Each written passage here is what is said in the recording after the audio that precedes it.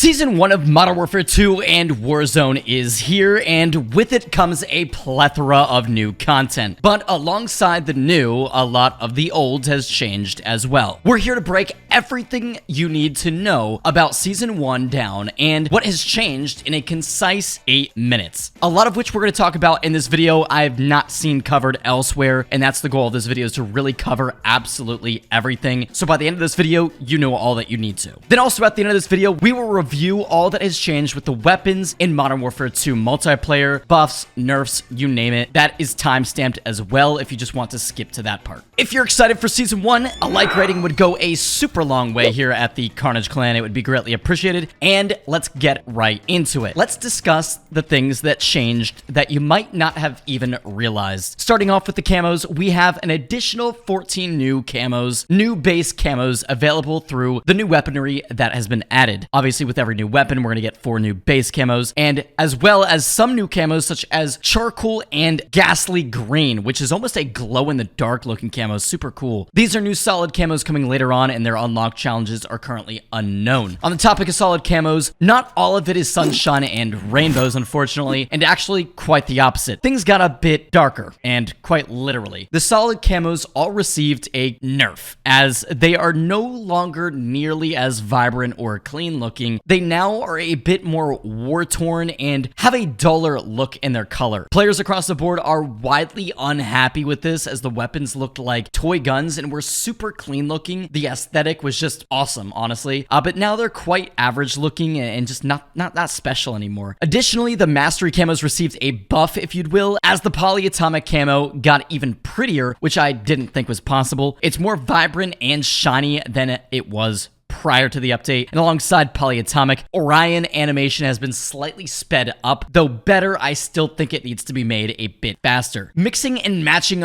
blueprint attachments is now available as well. When selecting an attachment for a weapon that you have multiple blueprints for, you can select skins, which will prompt a menu to preview and see your attachments from different blueprints on. Not sure how good many of these will look, to be honest. It seems like this will just make weapons a little bit uglier, honestly, but still is an incredible addition for customization. And once we have more blueprints to work with in the game, it might be better for variation. When it comes to Call of Duty and cosmetics, there isn't much that can be done, considering for the most part it is a first-person shooter. Even your character's operator isn't visible for the most part. However, they found a new way to add customization to your weapon, and that is gun screens. That will come in many variations, available through bundles, and can be put on weapons through the customization tab. Gun screens will display different information, such as current in-game kills and headshots, as well as overall kills and headshots from your combat record. Speaking of weaponry, 3 new weapons are now available in Modern Warfare 2. The Victus XMR Sniper, the Baz P SMG, which is based off the same platform as the KF5 from Advanced Warfare, and the M13B. The M13B will be able to be unlocked via multiple ways. First, the best way without spending any money is through DMZ. Head into the new DMZ mode and go towards the radiation zone indicated on your map. Once there, you want to kill the chemist, who will also be indicated on your minimap. Once you've killed the chemist, he will drop the M13B, which can be equipped, and then you need to exfil with the weapon in order to unlock it. Additionally, we found another way to go about it, which is going to make this so much easier. Not many people know about this. If you have a friend that's already unlocked it, they've done the hard work, they've done the dirty work, head into DMZ with them, have them drop their M13B, then you pick it up, and then go straight to the extraction area and get out. No need to even fight the chemist. 200 IQ plays. I'm telling you, it works. It will work wonders for you. Don't have to worry about trying to kill the chemist and do it over and over. It's just going to be super easy. Later on, there will be a store bundle to buy if you don't want to complete the challenge, but of course, it's going to cost COD points,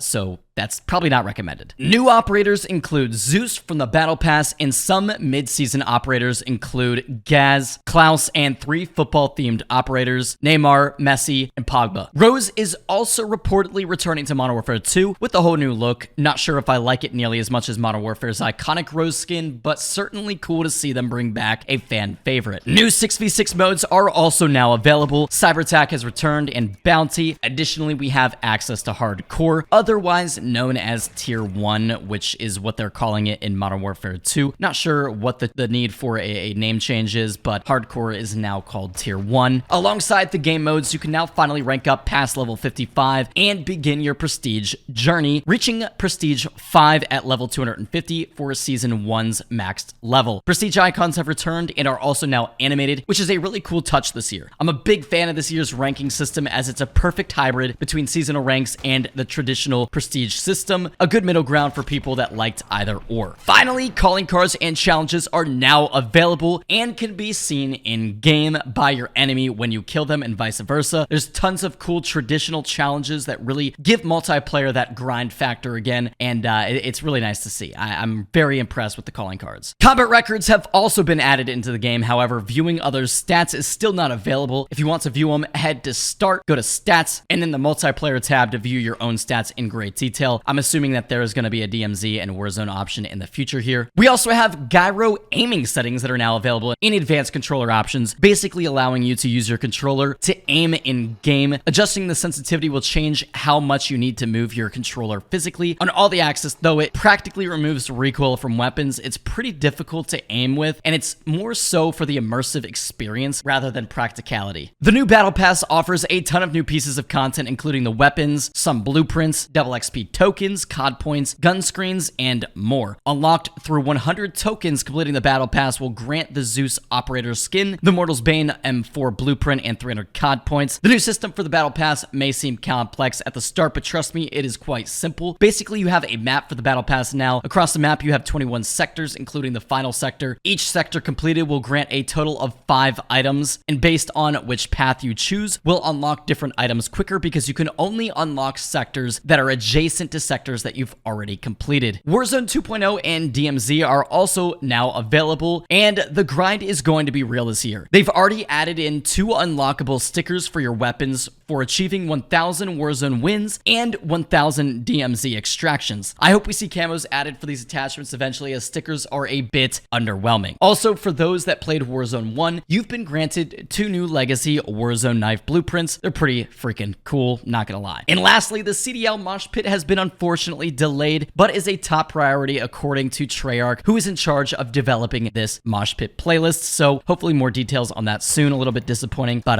it is what it is. And I guess, you know, those pub matches are gonna be a little bit sweatier for the time being. Now let's hop into all the weapons, nerfs, buffs, and balancing that was done in Season 1. So taking a look at all the buffs, nerfs, and weapon balancing here in Modern Warfare 2 Season 1, we got an assault rifle change, we got increase to long distance flinch on all assault rifles, the Castov 545, which really was not that great. We got an ADS speed increase, an improved iron sight ADS sight picture, which is kind of a cool nerf. I'm buff, not gonna lie. That's pretty cool. We got the Castov 74U ADS speed decrease, interesting, and hipfire increase, which probably needed. The Castov 74U is pretty good, but that will make the weapon a little bit more interesting. We got the M4, got a hip spread reduction. The M16, which as we know is statistically one of the worst weapons in, well, the worst weapon in Modern Warfare 2, got a load of changes. And all of these are buffs because, God, that gun is something else. We got a rate of fire increase. We got a hip spread reduction. We got a recoil recenter speed increase. We got a shot grouping improvement.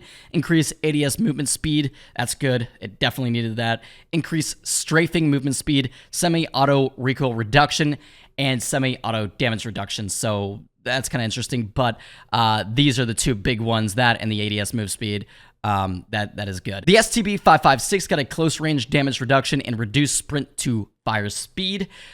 Interesting. We got the battle rifle section. We got FTAC Recon got an ADS speed improvement, a 5-round magazine speed and handling improvement. Interesting. We got an increased flinch caused by bullets, and the hip spread is now decreased. The SO-14 received an increased hipfire when fully auto. The handguns received an increase to close range flinch on all handguns, so you're going to get a lot more flinch when hit up close. You're going to notice that. We got the light machine guns getting an increase to long distance flinch on all of the LMGs. Then the marksman rifles for the Lockwood 300, we got a damage range reduction, so it's not going to be as good at range anymore. We got the SAB 50, a minor increase to flinch when hit. The SPR got a large increase to flinch when hit. Okay, probably needed. I'm glad they didn't change anything else because I want the sniping community to be happy, but they were pretty freaking OP, and some flinch was probably necessary for a lot of the snipers and marksmans, if I'm honest. Shotguns got an increase to close range flinch on all shotguns. The Bryson 800 got a close range damage increase, probably needed, but we'll see how that plays out. And a hip spread increase. For the SMGs, we got an increase to long distance flinch on all SMGs. The Hurricane got an ADS move speed increase, got an increased headshot damage, and increased far damage range.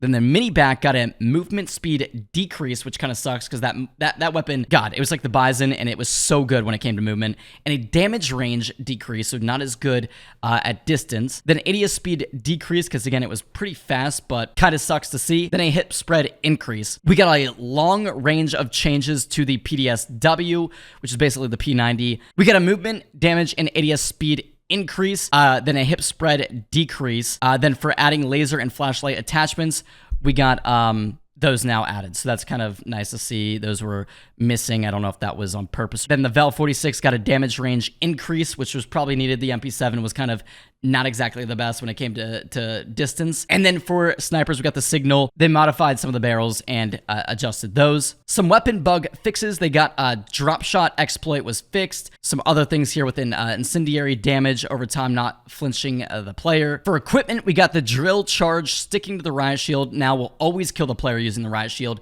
even if they have a bomb squad perk. Prior to the update, if you threw and stuck a drill charge directly on a riot shield, it did nothing to them. Cluster mines now stick to all vehicles, and allied deaths no longer give the player assist points while their counter UAV is active. And there you guys have it. That covers absolutely everything that came to Modern Warfare 2 and the things that changed that you might not have even noticed, as well as all the weapon nerfs and buffs coming to the weapon balancing of Modern Warfare 2 multiplayer. Hopefully that video was informative. Drop a like, subscribe to the channel if you are new. We got some team challenges coming out very soon for you guys. I know you guys are excited for that. And with that being said, enjoy update day, and we'll see you guys in the next one.